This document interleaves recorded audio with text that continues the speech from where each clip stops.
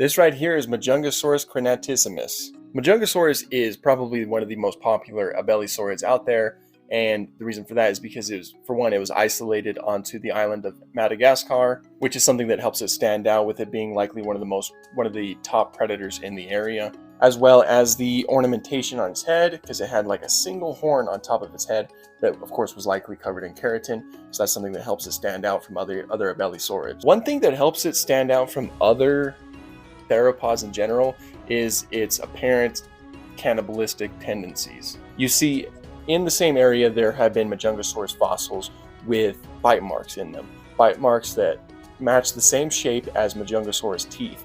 So this is obviously showing that one of these dinosaurs were fed on by the member of the same species, and so for the longest time it has been labeled as a cannibalistic dinosaur. But I also want to point out how unfair that is. You see, in nature, cannibalism is kind of just the rule.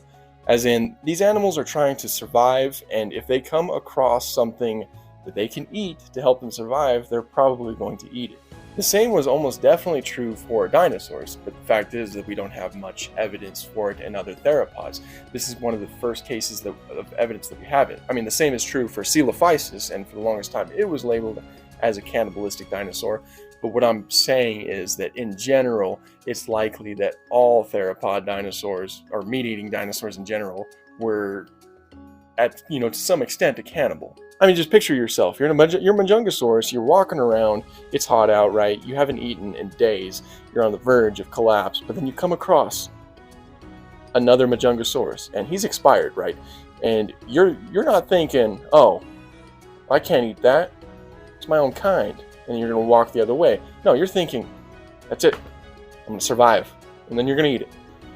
All I'm saying is that we can't really label one dinosaur as a cannibal when it's likely that pretty much every other meat-eating dinosaur followed the same methodology.